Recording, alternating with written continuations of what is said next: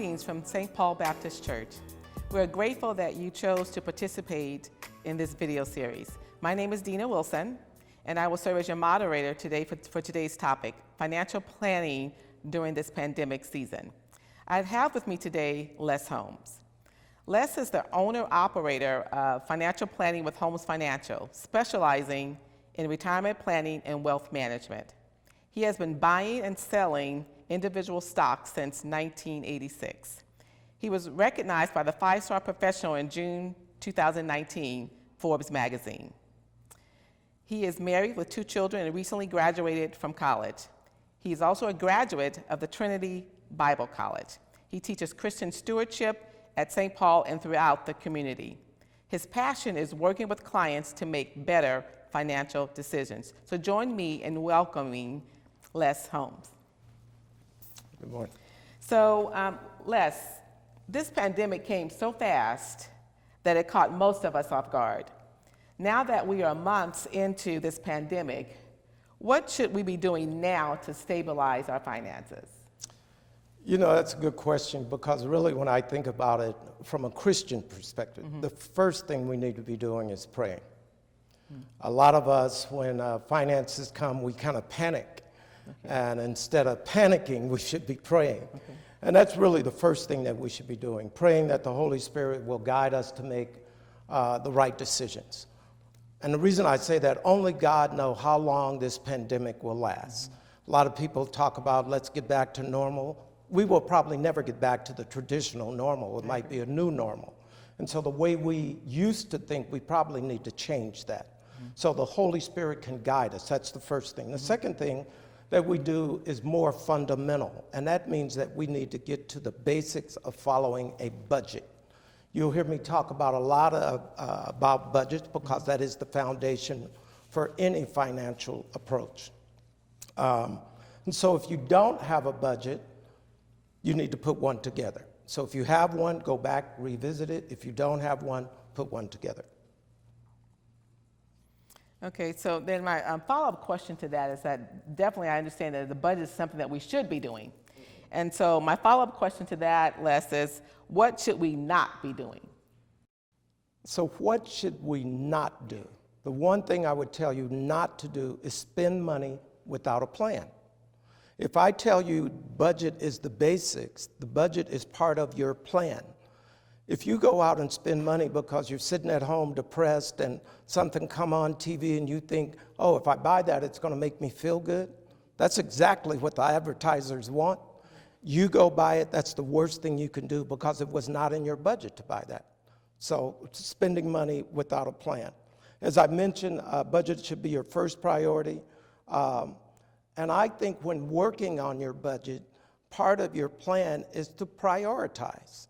This will be hard for a lot of people to accept, especially if they're making less money. You're telling me I need to have a plan, and I'm telling you, you do. That plan should be prioritized. Your first priority should be tithing.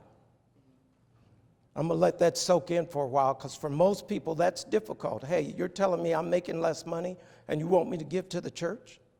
Well, first off, you're not giving to the, quote, church. You're giving it to God, because tithing is always supposed to be the first thing you do when it comes to finance for any Christian. So you want to tithe, and then you prioritize. So it might be tithing, mortgage or rent, food, etc. So you got to prioritize, even if you're making less money. So if there's a bill that do not get paid because you just flat don't have the money, you have a place to stay, you have food. If you need to have transportation to drive, then of course that would be part of that priority. So a follow-up question to that question, Les. And so I know you say, you know, it's important to have a budget and don't spend money you don't have, right. But we are being enticed these days on these zero interest kinds of, you know, things. Hey, you know, we'll give you 12 months, we'll give you 18 months. You know, for cars, I think it's, you know, 72 months or something like that. So how do we not get drawn into that? Because it feels like that would be okay. Right. It feels like it. And you know, it's funny, you're going to probably get tired of me saying pray. But it's the Spirit that grounds us to keep us from going off to the left or to the right, based off of what someone says. You got to understand, advertisers, that's their job, to entice you to do things that you might not otherwise do. So if you got advertisers enticing you, you need to have someone to ground you. And I'm telling you that someone is the Holy Spirit. And so your question is, how do we not be enticed to that? You got to be grounded through prayer. Okay. That's really what it comes down to. Okay. Thanks for that. So in addition to that, being grounded and not getting enticed, because that's critical, because I think that's the way we make ourselves feel good. Right. You know, retail shopping, whatever you want Right. to call it, whatever tag you want to put on it. That's right. People do that. So, but given that, what suggestions do you have for us regarding contacting creditors regarding existing debt? Because some people, due to high unemployment numbers, people being laid off or reduced hours, they really don't have the money that they once had. So what are your suggestions to our audience in terms of how to contact creditors regarding their existing debt? That's a tough one, because that is a difficult call. In my business, we call it the phone gets really heavy. We just really don't want to pick it up. Okay. But if you think about it, I'm big about planning. I'm a financial planner, so that's what I do. I have a plan. If that plan don't work, guess what I do? Come up with another plan. So you have set out a plan, and the plan is to follow a budget. And your budget says that, hey, I'm going to continue to tithe, because that's based on faith that it'll get better. I'm going to pay my rent. I'm going to buy food. And down the list, there's a payment that I needed to pay to Macy's. And Nordstrom's. And Nordstrom's, for those that like Nordstrom. Well, guess what?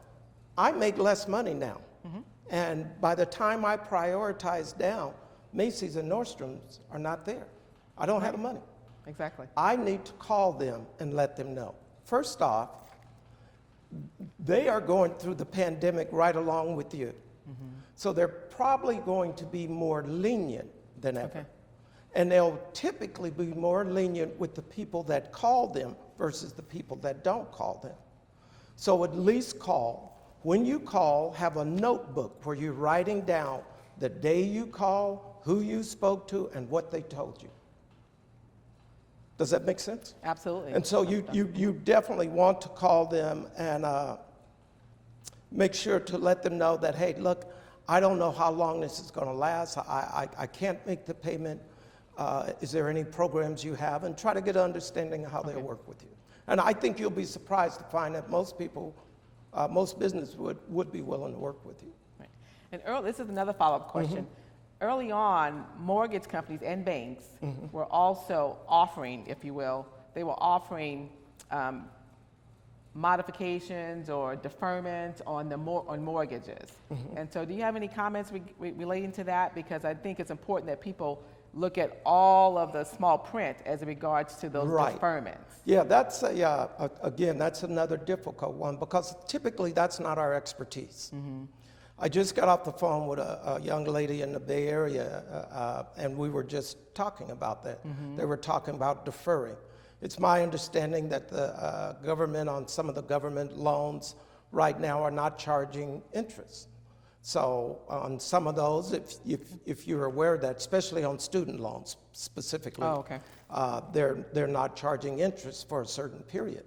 So you need to get an understanding of that, because you may not want to defer. If they're not charging interest, why would you defer and have interest tacked on to the end if you stay where you are and they're not charging?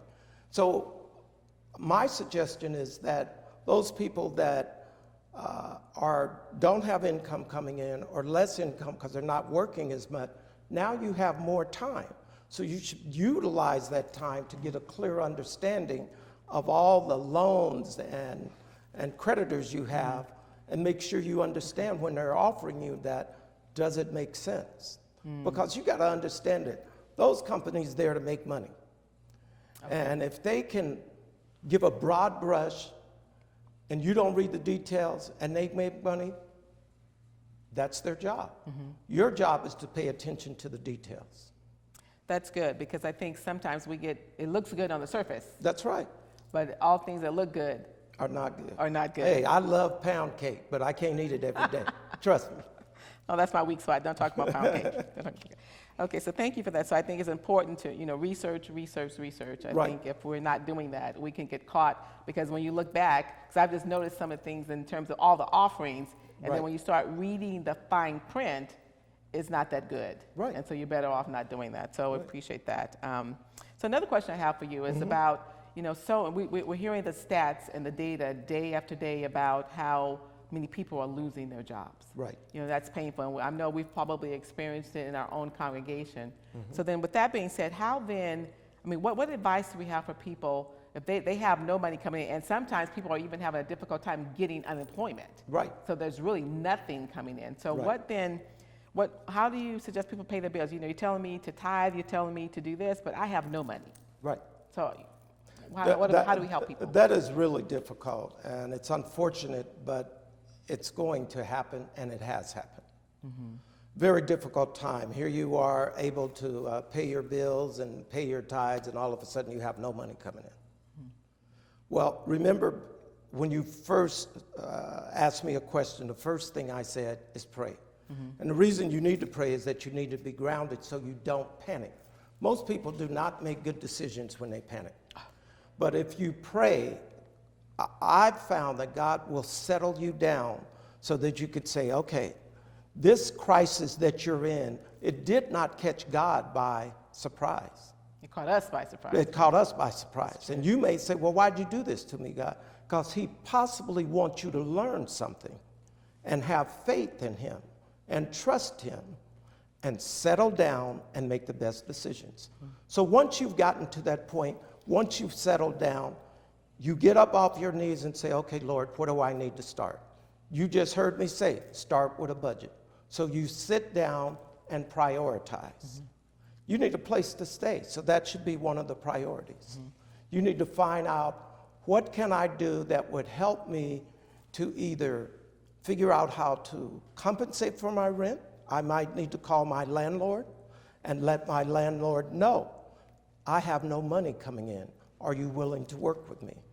Okay? So there's many avenues, and I believe that there's many ways that you can approach this. I do want to touch on this. As a financial advisor, I work with a lot of people that are rolling over money, meaning they're rolling over their retirement. Typically, they're doing that because they're out, they change jobs voluntarily or not. Okay. And so I have some insight, very limited, I will tell you that, insights on EDD and unemployment, because that's very important. I get more calls from my client now on this than I ever have. And so I've done a little research to understand that when you're laid off from your employer, a lot of people don't know this. Even if you work part-time, you can apply for unemployment. Oh. That's first.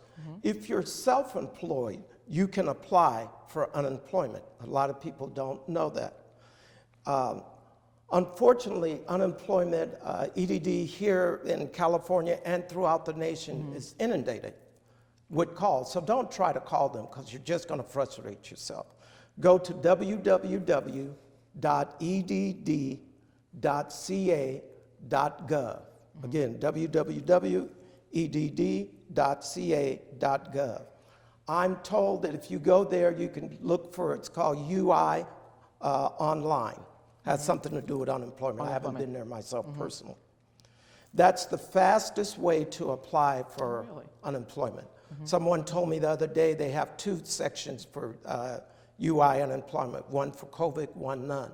But I would go and apply. It's my understanding that because of this COVID, they're giving an extra $600 a week at maximum to those that are getting unemployment. So you definitely want to make sure, if there's any way you can apply for unemployment, do that. For those people that have no income coming in and you were working, apply for unemployment. Okay? Okay. Thank you for that. And so you've talked a lot about today, Les, about the value of budgeting. Right. And so, again, so this is just another follow-up question to that, and that is, then, I understand I need to have a budget. I know I need to prioritize and all. We get that. Right. But my question is, but again, when you're robbing Peter to pay Paul, landlords maybe not, working with you, the creditors are not working with you, how then do we stay on budget? Because, because each month I take it, each month the budget is different based on what's coming up. Right. And so then how then during this pandemic season do we stay on budget? Right. Well, keep thinking back what I said. The key is to be grounded. Okay. One thing, if you know me, you know I'm a man of prayer. Yeah. I may not be perfect, but I pray a lot. And so I stay grounded, and it gives me the discipline I need to move forward. Mm-hmm. So when I'm under pressure, I will always pray first. Mm-hmm. And then through that prayer, I will practice discipline. So your question is, how do we stay on budget? Right now, we're talking about people that are making less money than they were. Mm-hmm. They have some to pay bills, but they don't have enough. Mm-hmm. And so how do I stay on it and not freak out? Right. Remember, you don't want to panic, you want to pray. Right. And so you got to have discipline. And really, when it comes down to one word, that word is discipline. Mm-hmm. We may talk about it at one point. There was a class here maybe a year or so ago saying, say no to debt. Oh, I remember It's that. ironic that we taught that class about a year ago, and here we are a year later, that those people that got out of debt are in better shape than those people that are in debt. God knows. Right. This is no surprise to him. Right. So I would tell you, line up with the one that knows. Okay. All right. And so also, you have some budget examples for us, or you have made available to us. You want to talk a little bit about that? Yeah. We have some budget examples available. I would assume if they contact the church, they'll be able to get it. Right. Right. One sheet is just an example of a budget. Mm-hmm. On that sheet, it shows tithing, mortgage, car note, such and such, all your bills. And then you would line that up based on what you bring in. Bring in, not gross. Okay. If you're bringing in, let's say you're bringing in $2,000 a month, and you line up everything you have to pay out, and you realize you got to pay out $2,400 a month, you know you have a negative of $400. That's a deficit. Yeah. That's right, there's a deficit. Mm-hmm. So you got to figure out what creditor you need to call and tell them, I can't make that payment. Mm-hmm. So the documents that are available is an example and a blank of the budget where you can physically write it in. And for those that may need it on a spreadsheet, Excel spreadsheet, we can arrange that as well. Okay, so we definitely will make that available to the congregation because again, I think we've talked about, over and over, there's value in budgeting and sticking to that budget. I think there's some key words that I heard you talk about, Les, as being grounded, number one, and grounded in prayer. That's right. And then it's going to take a higher level of discipline than we've ever had before. Because none of us have ever experienced anything like this before. So discipline is going to be critical. And one of the things also I think that stuck in my head, so I thank you for sharing that, and that is that we have to be willing to make those calls to those creditors. Right. They're difficult calls, but we have to make them. And then also, one of the things I also heard you say, in addition to making those calls, you want to make sure you've documented that call. Yes. Because if you have no documentation that call happened, it never happened. That's right. So you definitely, it's just a conversation. That's right. So we want to make sure that we're documenting that. So Les, I do want to thank you for your time today, this first part of that, and giving us some valuable, invaluable tips on how to kind of work through and navigate these waters that we've never been before. Right. And so I appreciate you spending time with us today. So thank you. You're welcome.